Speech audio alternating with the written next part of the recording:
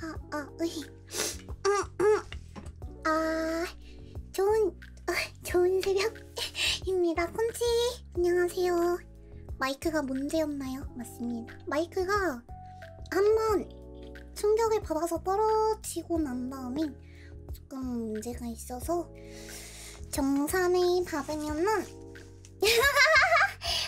맞아요. 정산을 받으면은 새로운 마이크를 이제 좀 고민을 해볼 때가 된 것 같긴 한데 정산을 받으면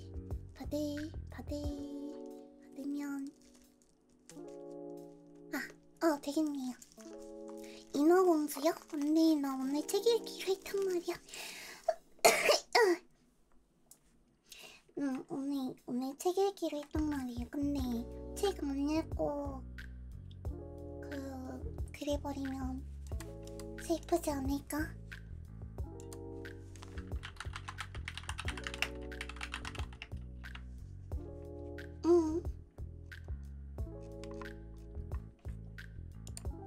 슬프지 않을까?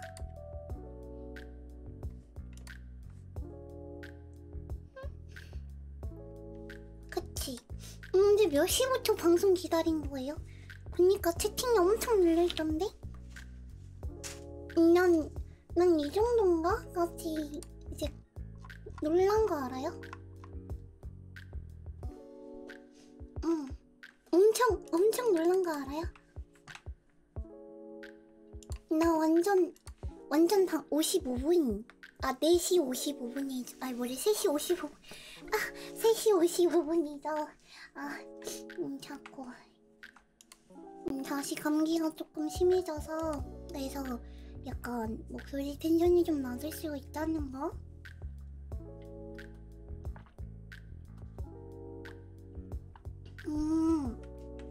그래서 내 버생이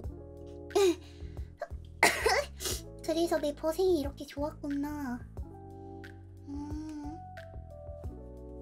이유가 있었네요. 게임하면서 왔어. 건지 안녕하세요. 오늘 할 컨텐츠도 또 여러 가지가 있기 때문에 좋지 않니 할까요?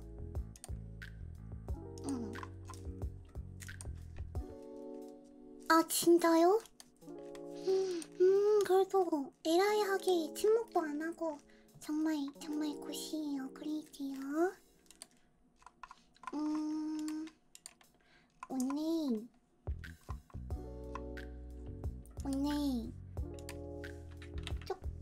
조금 엄마?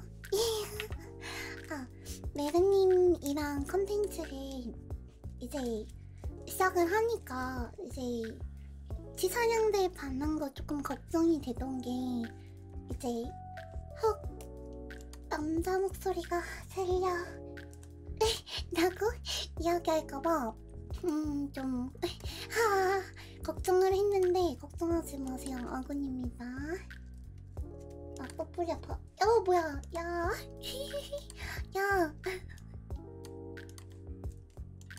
저렇게 쓸 수 있구나.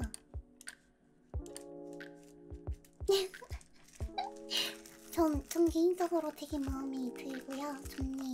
완전 기대가 됩니다. 그렇구나. 전부 다 버생을 즐기고 왔구나.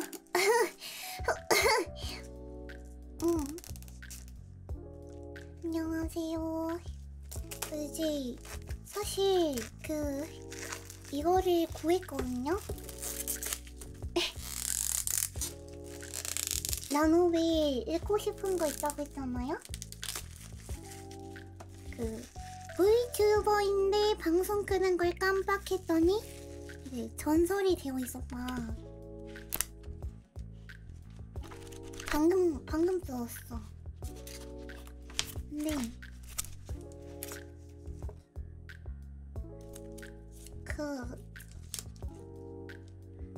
이제 초반 함정 특성을 제가 갖고 있거든요? 근데 엄청 예뻐요. 간칭. 그래서 이거를 생방송에서 읽으신 분들이 있는지 일단 응습하기 서치해보고 괜찮으면 읽어도 되지 않을까? 라고는 생각을 했어요. 네.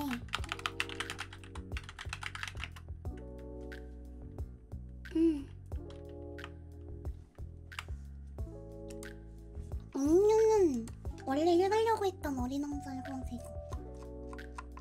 이건 누가 PDF로 올려놨던데? 이건 누군가가 PDF를 올려놨던데. 그리고 이제 그 적혀있으니까요. 누군가가 유튜브에 업로드를 했고. 네, 이거는 안되면 제가 음습하게 혼자서 읽고 후기라는 거 올릴 테니까요.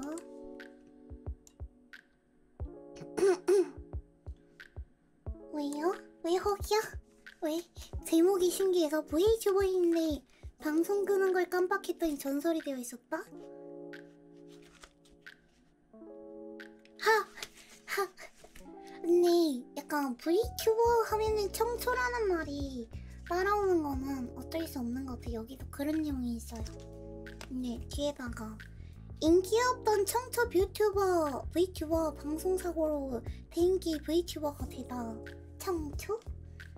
그니까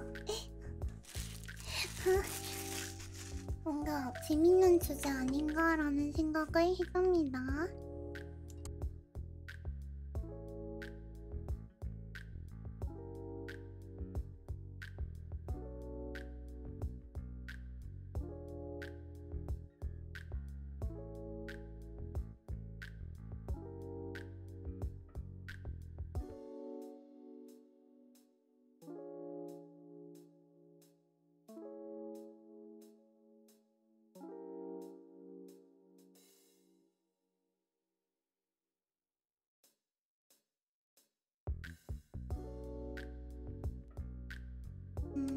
청초? 주무시냐고요? 아니요, 콩흥 했는데요. 청초 하나만 생각을 해본 적이 없습니다.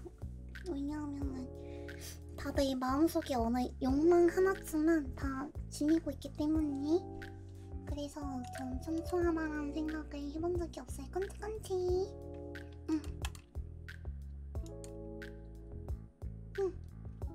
청초?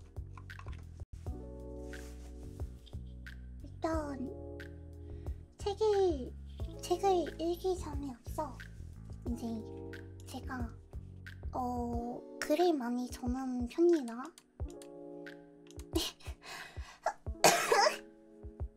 글을 많이 전하는 편이라 이제 글에다가 막 실수를 한다든지 잘못 읽는다든지 하는 성향 부분 있고 그리고 이제 원작에서 가져온 거기 때문에 네, 등장인물이 굉장히 많기 때문에 아마 제가 힘들 거라는 게 조금 이상이 아니에요.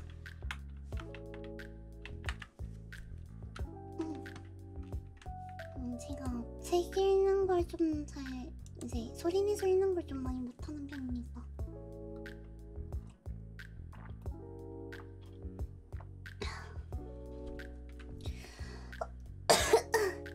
그러면은 이제 또 장작을 불러볼까요? 목 상태는 괜찮으니까요. 결론적으로는 괜찮으니까요.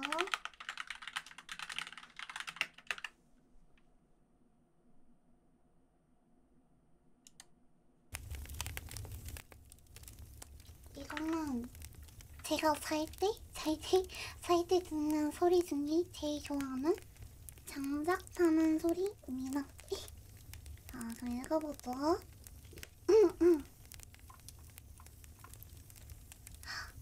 부끄려. 자, 어린 왕자라는 책입니다. 6살 시절 나는 뭐 혼자라는 제목의 원실험 이야기 책에서 멋진 그림 하나를 본 적이 있다. 맹소를 삼키는 보아뱀 그림이었다. 위의 그림은 그걸 옮겨서 그려본 것이었다.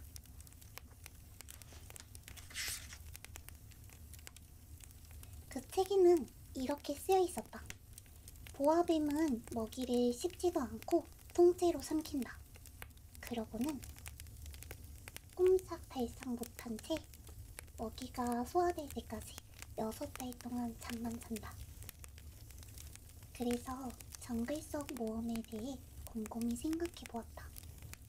그러고는 혼자서 색연필로 내 생애 첫 번째 그림을 그려내는 쾌거를 이루었다. 내 그림 이론은 이러했다. 이 걸작을 어른들에게 보여주고 그림이 무섭지 않은지 물어보았다. 어른들은 모자가 뭐가 무서운데? 라고 답했다. 내 그림은 모자를 그린 게 아니었다. 코끼리를 소화하는 보아뱀 그림이었다. 그래서 나는 어른들이 알아볼 수 있도록 보아뱀 속을 그렸다. 어른들에게는 언제나 설명이 필요한 법이다. 나의 그림 이유는 이러했다. 어른들은 속이 보이지 않거나 속이 보이거나 보이지 않거나 보아뱀 그림 따위는 집어치우고 차라리 지리와 역사와 산수와 문법에 관심을 가지라고 충고했다. 이런 연유로 그만 나는 나이 6에 화가라는 멋진 직업을 포기해버렸다. 콘치 세계 있는 방송하고 있습니다. 내 그림 히로와 그림 이용은 실패로 그만 기가 꺾인 탓이다. 어른들 스스로는 아무것도 이해할 수 없다. 그럴 때마다 설명을 해줘야 하니 어린아이들로서는 피곤한 일이다. 그렇게 나는 다른 직업을 택해야 했기 때문에 비행기 모는 법을 배웠다. 거의 안 가본 데 없이 세계 곳곳을 날아다녔다.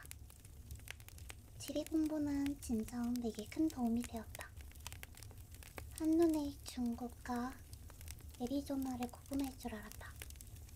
야간 비행에서 길을 잃고 헤맬 때 지리는 정말 쓸모있는 법이다.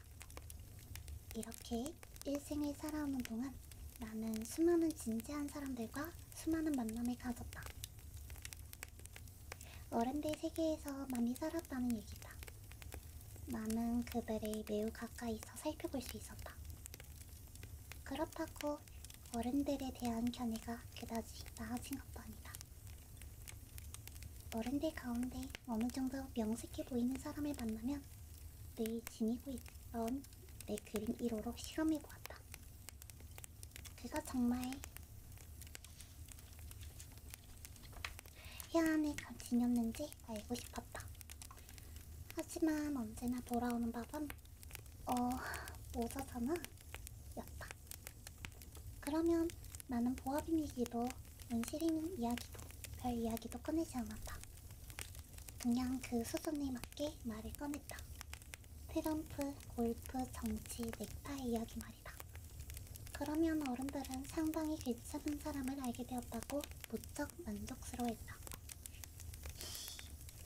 괜찮은진 모르겠는데 대충 책을 이런 식으로 읽을 것 같아요. 여기서 읽을게요.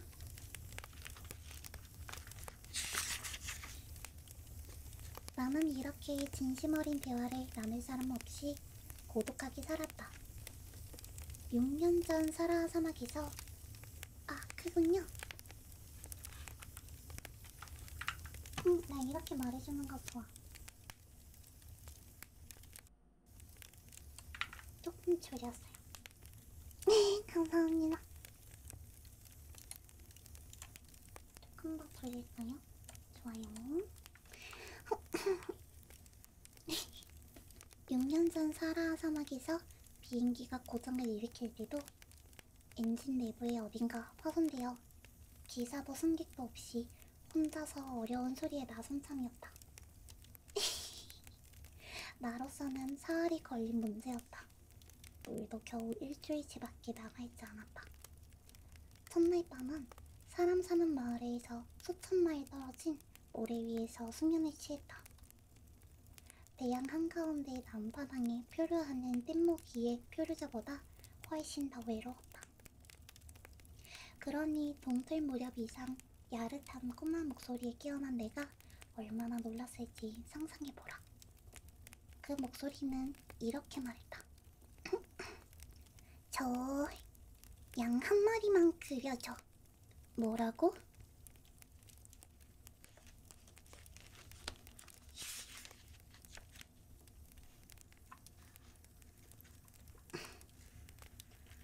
양 한 마리 그려달라니까. 벼락이라도 맞은 듯 나는 소스라쳐 일어났다. 열심히 눈을 비비고 주위를 조심스럽게 둘러보았다. 그랬더니 정말 범상치 않은 모습에 어떤 어린 녀석이 나를 뚫어지게 바라보고 있는 것이 아닌가. 이 그림은 내가 나중에 그려낸 그의 초상화 가운데 가장 잘된 초상화다.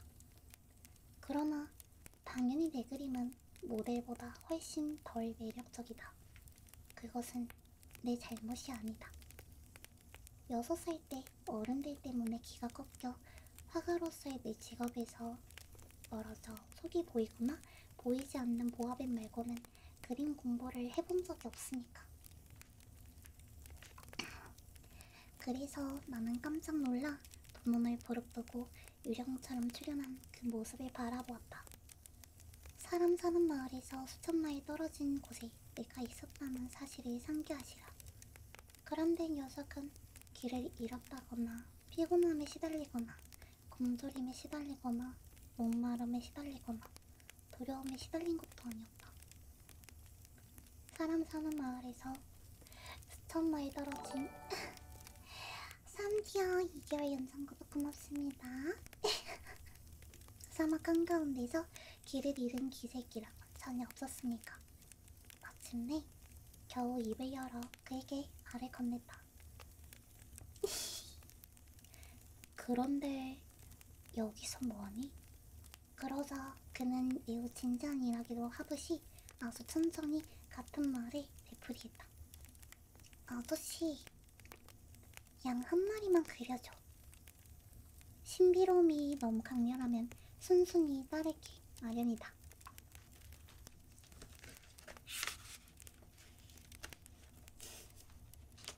사람 사는 마을에서 수천 마일 떨어진 곳에서 죽음과 대면한 처지치고는 영 터무니없는 일처럼 여겨졌지만 나는 주머니에서 종이 한 장과 만년필을 꺼냈다.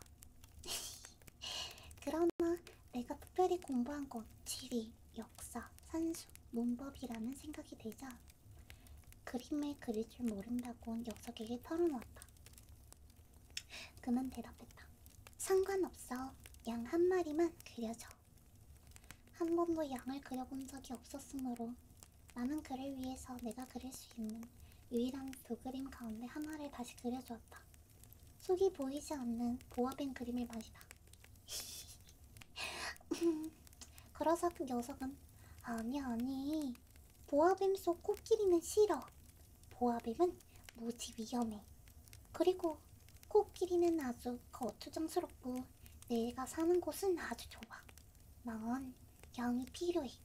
양을 그려줘. 라고 답하는 것이었다. 그래서 나는 그렸다. 조심스럽게 살피더니 녀석은 이렇게 말했다. 안 돼. 이건 벌써 병이 심한데? 다시 하나 그려줘. 나는 또 그렸다. 내 친구는 너그럽고 상냥하게 미소 지었다. 봐, 이건 양이 아니라 숫양인걸? 뿔이 달렸잖아. 그래서 또다시 그렸다. 그러나 그것도 앞에 그림처럼 퇴짜를 놓는 것이 아닌가. 이건 너무 늙었어. 난 오래 살 수 있는 양이 필요해. 나는 서둘러 엔진을 분해야 하기 때문에 그만 참지 못하고 여기 있는 그림을 대충 끼적거려주고는 한마디 툭 던졌다. 이건 상자야. 네가 원하는 양은 상자 안에 있어. 그러자 내 어린 심장이라는 얼굴이 환히 밝아지는 것을 보고 세상 놀라지 않을 수 없었다. 이게 바로 내가 원하던 거야. 팔로우 고맙습니다. 어서오세요. 이 양에게 뿔을 많이 챙겨줘야 하나? 왜? 우리 집은 아주 작거든. 틀림없이 충분할 거다. 내게 준 건 아주 작은 양이니까. 그는 그림을 향해 고개를 숙였다. 그다지 작지도 않은걸? 어랴, 잠들었네. 이렇게 어린 왕자를 알게 되었다. 세계년 방송하고 있습니다. 엄청 많이 남았어요. 지금 9번까지 읽었는데 다 못 읽을 것 같고 챕터 5번까지만 읽을게요. 근데 어렸을 때쯤에 한 번쯤 이제 친구가 그림 그려달라고 하면은 자 여기 안에 너가 원하는 게 들어있어 라고 하면은 이제 무슨 소리야 이건 내가 원하는 게 아닌걸? 약간 성질? 불편한 기색을 보여주면서 네가 그려 라고 이야기했던 게 생각나네요. 그쵸? 어른이 되어서 읽는 어린 왕자는 약간 느낌이 묘한 기분이 드는 건 어쩔 수 없는 것 같아요. 그쵸? 한참이 지나서야 그가 어디서 왔는지 알게 되었다. 어린 왕자는 내게 많은 질문을 던졌지만 정작 내 질문에는 귀 기울이지 않는 것 같았다. 우연히 그의 입에서 나온 말들 덕분에 점차 모든 것이 밝혀졌다. 가령 내 비행기를 처음으로 본 그는 내게 이렇게 물어봤다. 이 물건은 뭐야? 이건 예상 물건이 아니야. 날아다니거든. 비행기지? 내 비행기란다. 그러고는 내가 날아다니는 것을 그에게 보여주자 우쭐해졌다. 그러자 그가 소리쳤다. 뭐 하늘에서 떨어졌단 말이지? 너무해. 그럼 하고는 나는 겸손하게 대답했다. 거참 재밌네. 그러면서 어린 왕자는 매우 멋지게 웃음을 터뜨렸는데 내 기분은 몹시 언짢았다. 다른 사람이 내 불행을 심각하게 받아주길 기대하기 때문이다. 그러면서 그는 말을 계속했다. 그럼 아저씨도 하늘에서 온 거네? 어느 별인데? 나는 곧바로 수수께끼 같은 그 존재 속에 한 줄기 서강처럼 무언가 실마리가 잡히는 것 같아 불쑥 물어봤다. 그러니까 다른 별에서 왔다 이거지? 그러나 그는 대답하지 않았다. 내 비행기만 바라보며 슬며시 고개를 끄덕였다. 하기야 이걸로는 그렇게 멀리 올 순 없었겠네. 그러고는 한참 동안 깊이 몽상에 잠겼다. 그러고는 주머니에서 내가 그려준 양을 꺼내서는 그 보물을 들여다보며 생각에 잠겼다. 다른 별들에 관한 알듯 말듯한 이야기 얼마나 호기심이 발동했을지 상상해보라. 그래서 애써 좀 더 알아보고자 했다. 안녕하세요. 꼬마야, 넌 어디서 왔니? 네 집이라니 그게 어딘데? 내 양은 어디로 데려간단 말이니? 그는 말없이 생각에 잠기더니 내게 대답했다. 아저씨가 준 상자에 그 상자가 밤에는 집이 될 테니 잘 됐지 뭐야? 그렇고 말고 얌전히 굴면 낮 동안 양을 묶어둘 수 있게 줄을 주마. 그리고 말뚝도. 그 제안에 어린 왕자는 황당했다. 양을 묶었나? 참 희한한 생각이네. 하지만 묶어놓지 않으면 아무데로 나가서 길을 잃을지도 몰라. 그러자 내 친구는 다시 웃음을 터뜨렸다. 어디로 간다는 거야? 어디든지 곧장 앞으로. 저희 집 강아지 밥 시간이 됐네요. 이거는 ASMR로 걸어놓는 게 조금 더 낫겠죠? ASMR이 아니 ASMR이 약간이 모순이 있네요.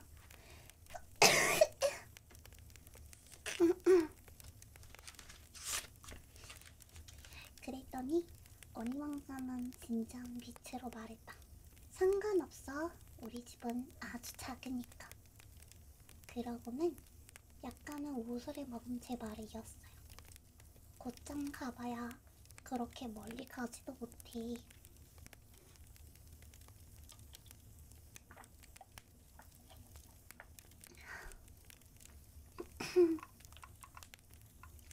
서체법. 시간 빠르죠? 이렇게 나는 매우 중요한 두 번째 사실을 알게 되었다.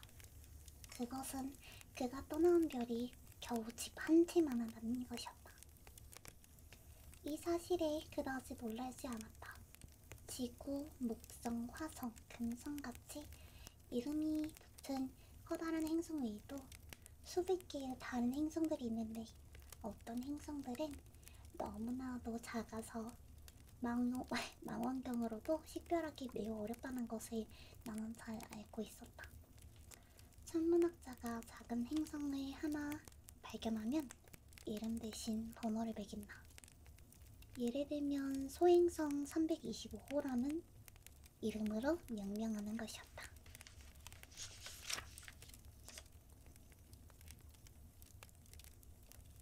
어리망자가 떠나온 별이 소행성 B612호라고 믿는 데에는 그럴만한 근거가 있었다. 이 소행성을 1909년 딱 한 번 터키 천문학자가 망원경으로 관측한 적이 있다. 그래서 그는 천문학대회에서 자신의 발견을 성대히 증명해냈다.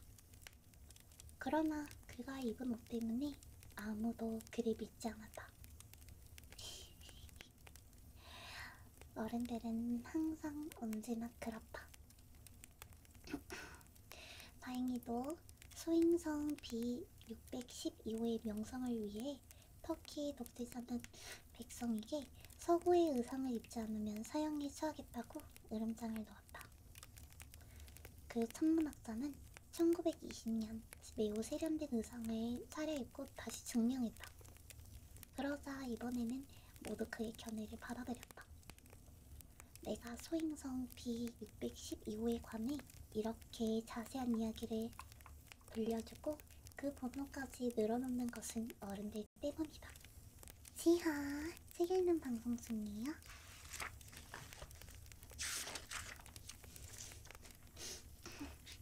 어른들은 숫자를 좋아한다. 새로 사귄 친구 이야기를 어른들에게 하면 어른들은 절대 본질적인 것에 관해 물어보지 않는다. 친구 목소리는 어때? 무슨 노래를 좋아한대? 나비 채집도 한대? 어른들은 나이가 몇이지? 형제는 또 몇 명이고? 체중은? 아버지 수입은? 하고 묻는다. 그래야 비로소 그 친구를 안다고 생각한다. 만약 어른들에게 창틀 화분에 제라늄을 키우고 지붕에 비둘기가 있는 본농 벽돌집을 보았는데요 라고 말하면 그들은 그 집이 어떤 집인지 상상하지 못한다. 그들에게는 10만 프랑짜리 집을 보았어요 라고 말해야만 한다. 그러면 그들은 참 좋은 집이군 하고 외친다. 그래서 어리왕자가 있었다는 증거는 그가 매혹적이었고 웃었고 양 한 마리를 가지고 싶어 했던 것이지, 누군가 양을 원한다면 그건 그가 이 세상에 있다는 증거거든 하고 말하면 그들은 어깨를 으쓱하고 여러분들을 어린이 취급할 것이다. 안녕하세요. 그러나 그가 떠나온 별은 소행성 B615호 헷갈려. 소행성 B612호입니다 라고 말하면 확실하게 믿고 더는 물음을 던지며 당신을 귀찮게 하지 않을 것이다. B612? 오케이. B612, B612, B612.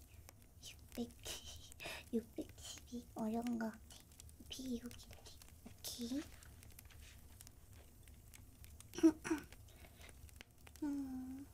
어른들은 그 모양이다. 그들을 탓해서는 안 된다. 어린아이들은 늘 어른들에게 매우 너그러워야 한다. 하지만 인생을 이해하는 우리는 숫자에 아랑곳하지 않는다. 이 이야기를 동화식으로 시작하고 싶었다. 이렇게 말하고 싶었던 것이다.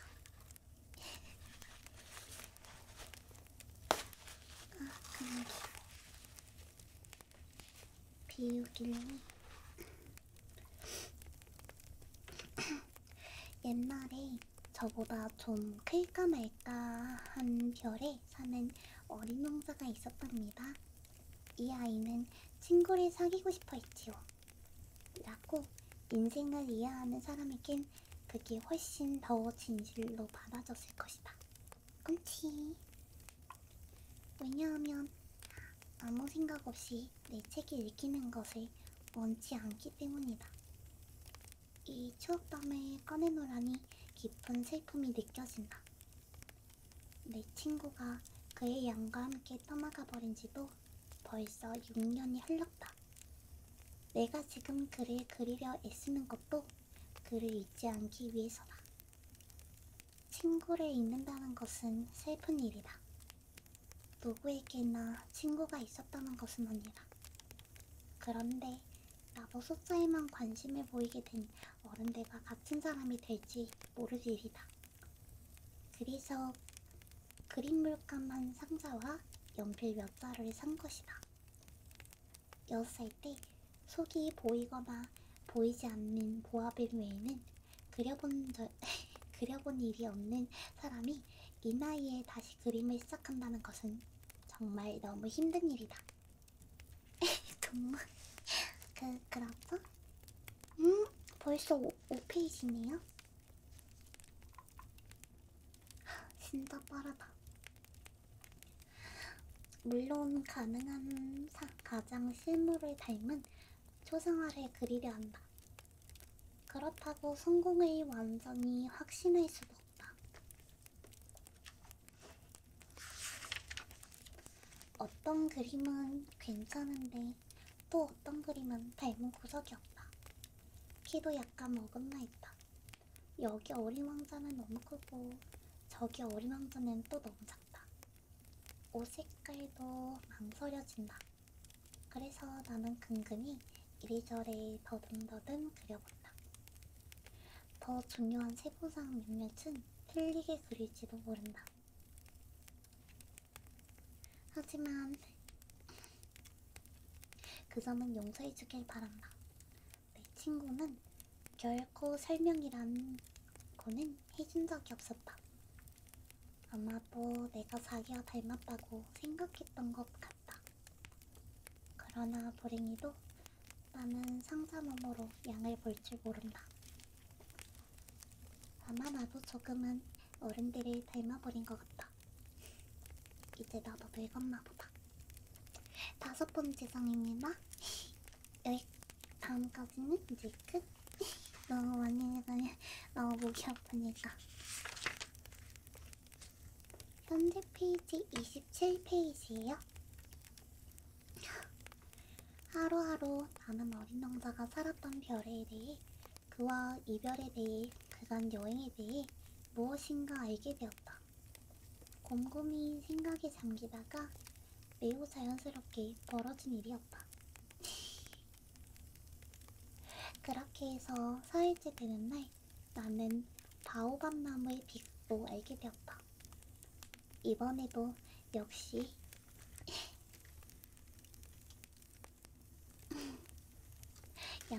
양 덕분이었다. 심각한 의문에 사로잡히기라도 한 듯 어린 왕자가 불쑥 질문을 던졌기 때문이다. 정말 그렇지?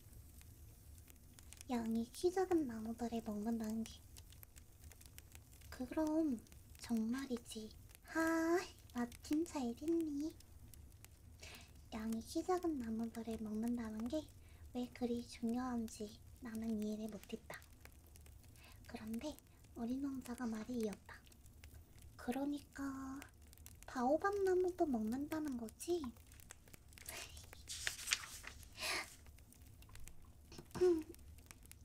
나는 어린 왕자에게 바오밥 나무는 키 작은 나무가 아니라 섬당처럼 매우 큰 나무이고 코끼리를 때로 몰고 가고 바오밥 나무 한 그루를 당해내기는 어려울 거라고 알려주었다.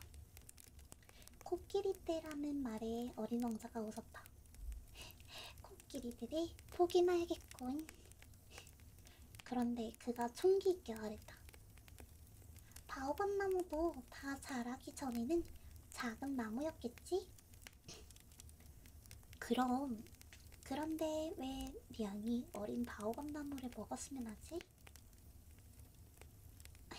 어린 왕자는 무척 당연하다는 듯 참나 이런 하고 답하는 것이었다. 그래서 나는 스스로 이 문제를 풀어보려고 한참 머리를 쥐었어야 했다.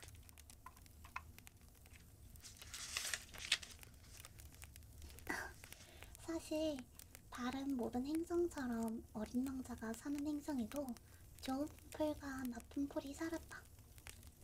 따라서 좋은 풀을 낳는 좋은 씨앗과 나쁜 풀을 낳는 나쁜 씨앗들이 있었다. 하지만 씨앗들은 눈에 보이지 않는다. 이들은 그 가운데 어느 하나가 문득 잠에서 깨어나고 싶을 때까지 땅속 깊이 숨어 잠을 잔다. 그러다 씨앗 하나가 기지개를 켜고는 태양을 향해 처음에는 수줍은 듯 어여쁘고 순진한 어린 싹을 내민다. 그것이 문화장비의 싹이면 그대로 자라게 내버려 둬도 된다. 하지만 나쁜 식물의 경우에는 알아보자마자 즉시 뽑아버려야 한다. 그런데 어린 왕자 행성에는 무시무시한 씨앗들이 있었다. 바로 바오밥 나무 씨앗들이었다.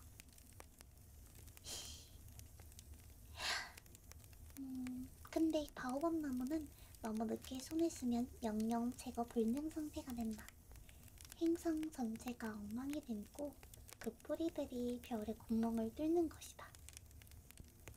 그래서 그 행성은 너무 작은데 바오밥 나무가 너무 많으면 급기야 행성이 터져버리고 마는 것이다.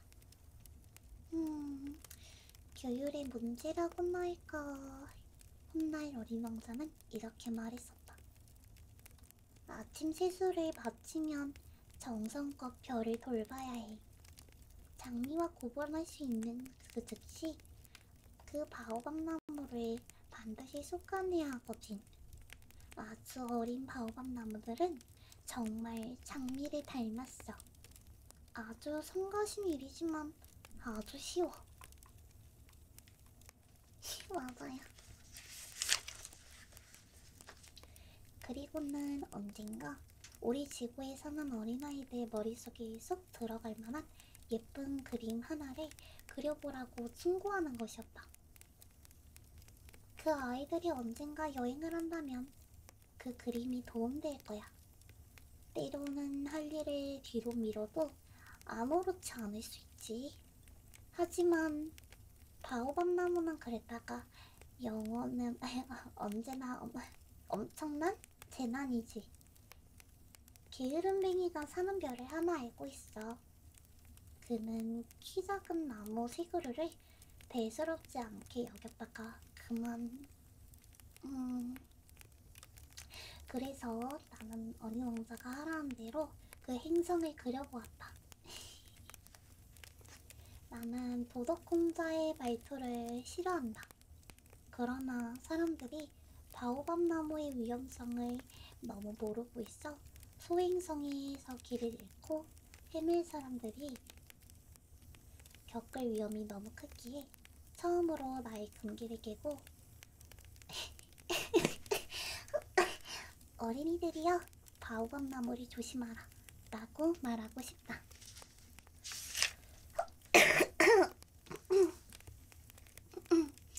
내가 그토록 정성을 들여 이 그림을 그린 것은 내 친구들에게 위험을 알리고자 합니다. 나처럼 어린이들도 오래전부터 자신들이 이 위험에 노출되어 있다는 것을 모른다. 내가 전하는 교훈은 그만한 가치를 지니고 있었다. 어쩌면 당신은 왜 이 책에는 바오밥 나무 그림처럼 장엄한 다른 그림들은 없는 걸까? 하며 의아해 할지도 모른다. 대답은 매우 간단하다.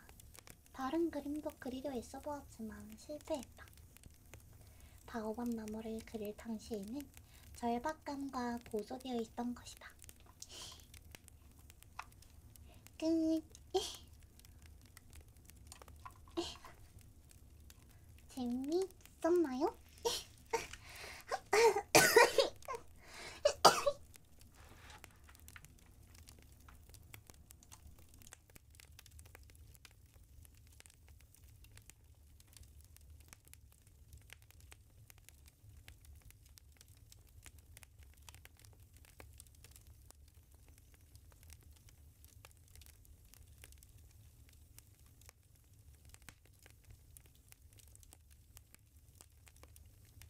유치원생이 된 기분이었어요.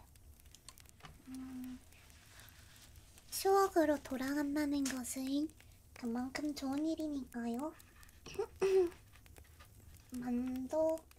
만족하셨다면은 그걸로 좋은 일이라고 생각해요. 아 진짜요? 저 많이 절었는데.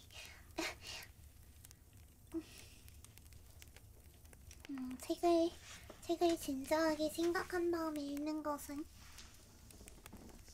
정말 어려운 일인 것 같아요. 그렇지 않나요? 저작권 문제도 있기 때문에 리방 한 번만 하겠습니다. 감사합니다.